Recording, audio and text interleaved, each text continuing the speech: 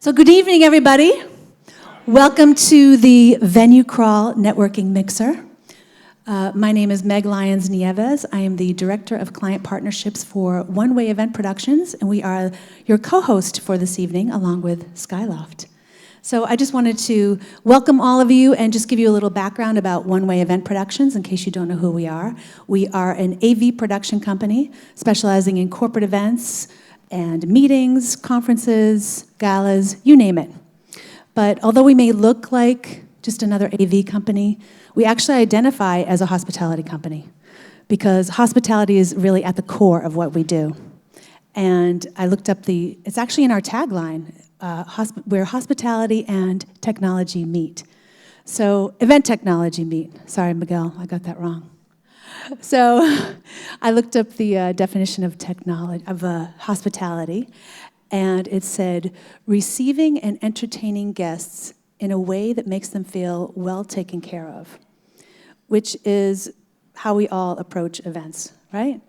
And it's how One Way approaches everything we do. And our guests are not only the people attending the events that we produce, but also you, the planners, you're our guests, and the vendors we work with, and the venues we work with, too.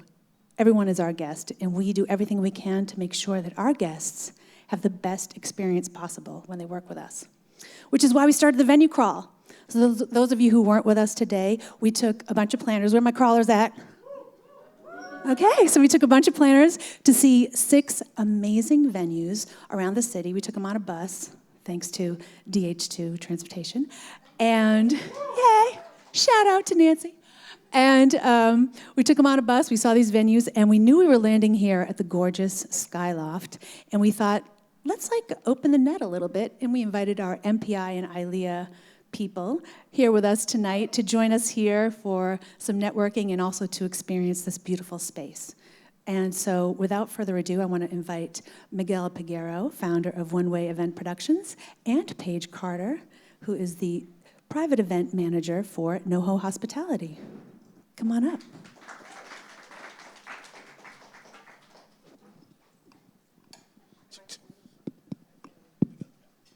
All right. Are we having fun yet? Are we having fun yet? All right. So Meg gave a great introduction at what we did today. Some of you were like, what's going on? What's the Venue Crawl? So I'm glad she did that because I was probably going to fumble that. So thank you. Appreciate it. So we have Paige here from Skyloft and NoHo Hospitality. Let me tell you something a little bit about Paige. When we zigged, she zagged. Mm-hmm. When she zagged, we zigged. Locking in a date wasn't easy. They had a lot going on, so I'm very, very grateful for the group here. I'm very grateful for Paige being very amenable and hospitable to us. So I really appreciate it. We couldn't have done this without you. Hi, everybody. Welcome. So Paige, if you wouldn't mind, could you give us a quick introduction to yourself and your involvement with Skyloft? Yeah, so I have been in New York for about 10 years. I'm from North Carolina. I started my event career in Las Vegas. I opened 2 nightclub productions there. I've been here for, like I said, about 10 years, so I've done all kinds of things. I was at Farm One, which was an experiential farming company before the pandemic. And I landed here about a year ago. So NoHo Hospitality, I started this venue with them. We have 3 business units in this building, and this was pretty much the first large one that we opened. So we opened in January of 2024. We thought that it was just going to be an amenity space, and then quickly learned that it was going to be an event space, and now we've been in constant operation for a little over a year. Okay. So speaking of operations, Skyloft serves not only as an event space, but also as an amenity space to some of the most high-profile tenants in New York City. How does that dual purpose impact your day-to-day operations? Oh, it's everything. A big thing, an example being today, right? We started loading in this event at 10 a.m. People were going to their offices starting at 8 a.m. And they pay quite a bit of money to be tenants in this building. So in terms of the shared spaces, common spaces, we aren't allowed to roll things through the hallways, for instance. We don't have particularly dedicated storage. And so figuring out how to operate a large, basically raw space in the middle of a skyscraper has been a real learning curve.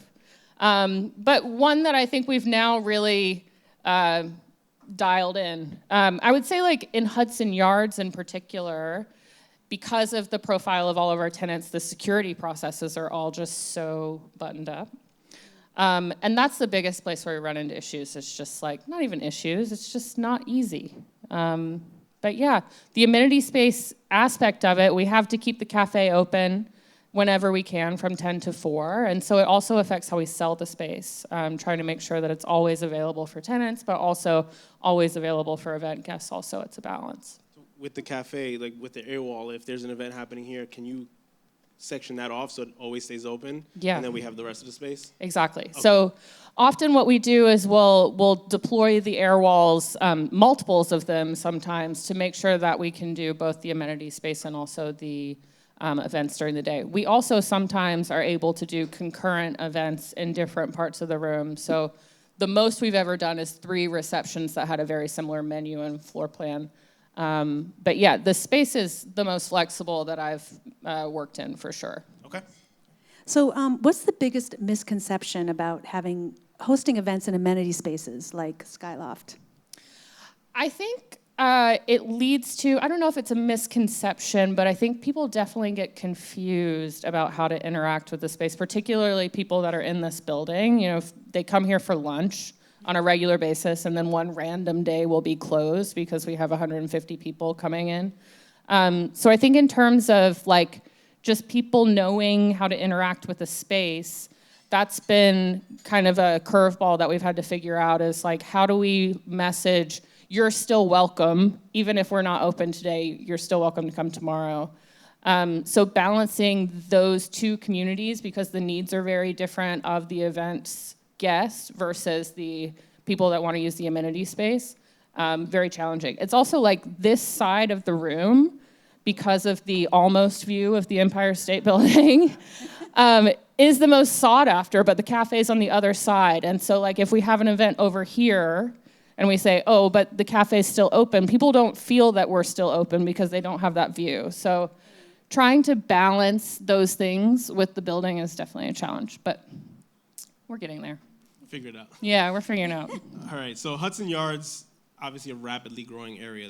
This area looks tremendously different from just last year, honestly. How do you see the evolution of the neighborhood impacting the types of events that Skyloft hosts? Great question. So Related Companies is the developer for all of Hudson Yards, and basically, if you've been here for a while, you know that, like, for instance, where this building is now, there used to be a drive-through McDonald's. And so, like, the structure, there used to be a drive-through McDonald's where 50 Hudson Yards is, where we are right now. And so it used to be a rail yard, and there was basically nothing. Now, like we're saying, many of the top startups and large companies in the world work here. Meta and BlackRock are our 2 big anchor tenants. And so the structure of the neighborhood is changing constantly. I think Related has done an amazing job of, when you hear them talk about sort of their thesis for how they're building the neighborhood, it's kind of like Vegas casinos try to have everything you need so you never leave, you know? Yeah. So we have like the Shed, which is for like cultural programming. We have a Mount Sinai office that's just dedicated to Hudson Yards employees that like rotates through different specialists. It's very much a closed ecosystem in some ways. How does that impact the events? I think it just means that like for the corporate companies, we're really in a kind of prime spot to be the go-to events place. In this neighborhood, there aren't a lot of large event venues. Really, the Edge next door, Peak, is the only kind of comparably sized one. But it's more of a like raw sort of industrial space where this is very warm and very flexible. So we bump leads back and forth between the 2 properties pretty regularly. But yeah, we do a lot of corporate stuff. And the attrition on the corporate events is very low. So like in terms of day-long events, or like ServiceNow is one of the companies that's upstairs. They have a Javits Center event that they do. And our proximity to the Javits Center is also just like so good. Because people can come in the middle of a day at Javits and have lunch and then go back over. We do networking stuff, all kinds of things. It's a really great neighborhood. And the way that they've got all of the travel, they opened the 7 station basically to service Hudson Yards. There's a train tunnel that goes straight into this building. You don't even have to go outside to come in. So they're really trying to make it very, very easy, and they've done a great job. One-stop shop, you don't have to leave. Yeah. All right, so what's one thing that instantly makes you think this is going to be a great event? And did you think that about our event? Okay, You first better of say all, yes. I have to say, and I assume that all of you know Meg and Miguel on some level, but these two people are so easy to get along with and work with. And so planning this has been just amazing. And like Miguel said, it was very challenging to find a date and find all the things. But not to compliment you in response to your question. We'll but, take it. Yeah. We'll take it. Thank you. But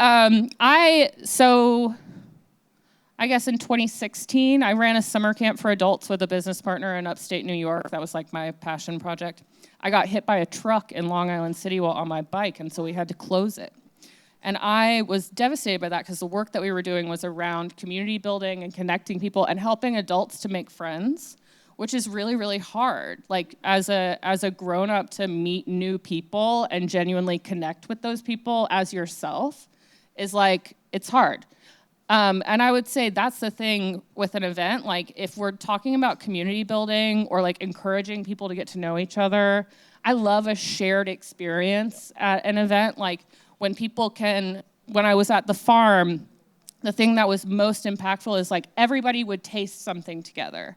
And that sense, we had 17 different types of basil. Everybody would taste basil together. And then we've had this experience that we share, right?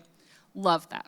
17 types of basils? 17 basil. Really? Lemon I love basil, basil. cinnamon basil.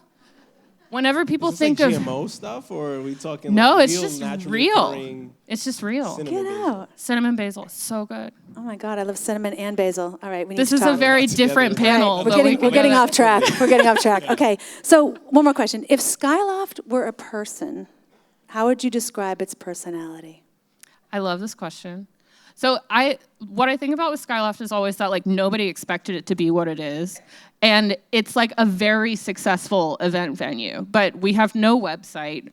We have no, everything is stacked against us to be successful, and still we are very successful. So in terms of personality, we're kind of the underdog, right?